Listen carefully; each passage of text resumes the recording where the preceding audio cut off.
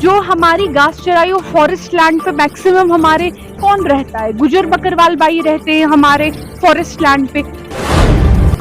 अगर कोई political party है जो बीजेपी से आज लड़ रही है वो नेशनल कॉन्फ्रेंस है।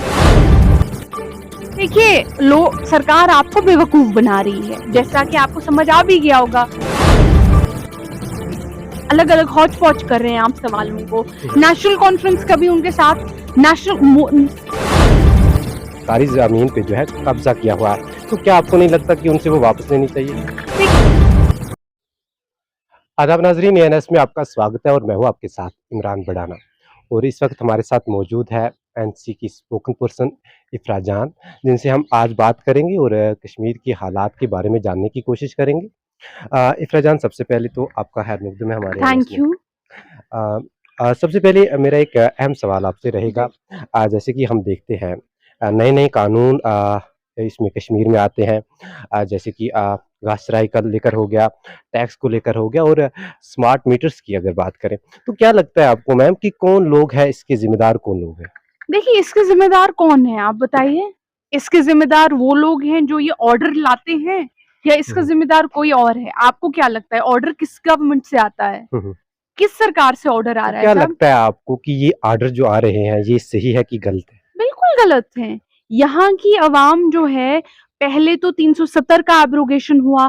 370 के एब्रोगेशन में आपने देखा कि 370 के एब्रोगेशन में कितना यहाँ पे एक क्रैकडाउन हुआ, स्पीच पे, इंटरनेट पे, लैंडलाइंस पे, फोन्स पे कंप्लीट क्रैकडाउन हुआ। उसके बाद आपने देखा कोविड का क्रैकडाउन हो गया, उस पे पूरा बंद हो गया। उसके बाद जो इंडस्ट्रीज और बिजनेस यहाँ कंप्लीटली ठप हो चुका था, उसके बाद लोगों को कुछ रिलीफ देने की बजाय कभी लोगों के घरों पे बुलडोजर चलाए जाते हैं, कभी स्मार्ट मीटर लगाए जाते हैं, कभी बिजली का बिल दुगना किया जाता है। आप जब पहले आपने कहा हमने वायर्स पे इंसुलेशन वायर लगा दिया, इंसुलेशन वायर आपने लगा दिया, उसके बाद आपने बोला कि चलिए इंसुलेशन वायर भी हो गया। उसके बाद आपने कहा कि अब बिजली की चोरी भी नहीं होती, चलिए चोरी भी आपकी बिजली की खत्म हो गई। उसके बाद बिजली का बिल बढ़ना चाहिए कि घटना चाहिए? घटना चाहिए। होता क्या है, बिजली का बिल बढ़ता है। अगर देखा जाए तो सरकार का ये कहना है कि घास चराई की अगर बात करें तो उन लोगों के पास ज्यादा है जो पॉलिटिकल लीडर से मिले हैं, या फिर जो बड़ी जो काफी ज्यादा अमीर लोग हैं, उन्होंने काफी हद तक, काफी ज्यादा जो है इन सरकारी जमीन पे जो है कब्जा किया हुआ है। तो क्या आपको नहीं लगता कि उनसे वो वापस लेनी चाहिए? देखिए, सरकार आपको बेवकूफ बना रही है, जैसा कि आपको समझ आ भी गया होगा। घास चराई के लैंड पे सरकार अमीर इंसान से 10 कनाल निकालेगी, गरीबों से 50,000 कनाल निकालेगी, क्योंकि गरीबों के पास 2 मरले 4 मरले ये होंगे। आपको बेवकूफ बनाया जा रहा है कि उससे निकालेंगे, उससे नहीं निकालेंगे। जब बुलडोजर चला वो तो गरीबों के घर पे चला, जब दुकानें जब्त हुई वो तो गरीबों की जब्त हुई, जब तंग किया गया, जब लोगों को परेशान किया गया वो तो आपने गरीबों को किया, जब आफ्ताब मार्केट में ताले लगे वो तो गरीबों के घर पे ताले लगे, जब घास चराई आपने निकाली वो तो गरीबों से निकाली। और उसमें भी जो हमारी घास चराई और फॉरेस्ट लैंड पे मैक्सिमम हमारे कौन रहता है? गुजर बकरवाल बाई रहते हैं हमारे फॉरेस्ट लैंड पे। फॉरेस्ट राइट एक्ट आपने इम्प्लीमेंट किया नहीं उनको उनकी जमीन देने के लिए जो उनका हक है।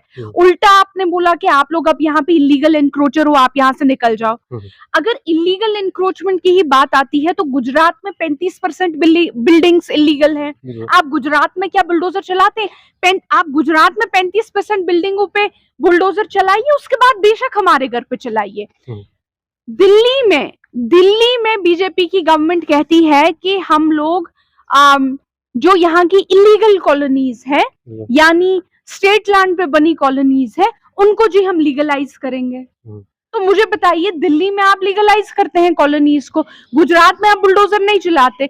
मुझे बताइए, स्टेट यहाँ पे आप बुलडोजर चलाते। और एक बात है, क्या बाकी स्टेटों में स्टेट लैंड नहीं है? क्या बाकी स्टेटों में लोग घास चराई की जमीन पे नहीं है? ये बताइए ना आप मुझे कि ये यहाँ के लोगों को ही क्यों सताया जाता है? मैम, एक वक्त होता था जब यहाँ की पार्टीज कहा करती थी कि बीजेपी ही सब कुछ है। जैसे बात महबूबा मुफ्ती की करे तो अखबारों में हमें सुर्खियां देखने को मिलती थी कि बीजेपी के हवाले से बीजेपी ये करने वाली है, बीजेपी वो करने वाली है। लेकिन आज एक दूसरा वक्त आ गया है जब सारी पार्टीज खिलाफ है उनके। तो किन पे लोगों को भरोसा करना चाहिए? मतलब क्या होना चाहिए यहाँ पे? क्या पहली बात तो ये महबूबा मुफ्ती जी जब बोलती थी कि बीजेपी ऐसी है वैसी है, आपका सवाल है, ये तो आपको मतलब जब वो बीजेपी की तारीफें करती थी क्या बदला है क्योंकि ये आप आजकल देखा जाता है ना कि पीएजीडी सब कहते हैं कि सारी पार्टियों का हमारा मिशन एक ही है। कश्मीर में जो आर्टिकल 70 वापस लाना है, जो कानून से हम पे आए तो वो वापस ले जाने हैं, तो एक मकसद है इनका एक ही है।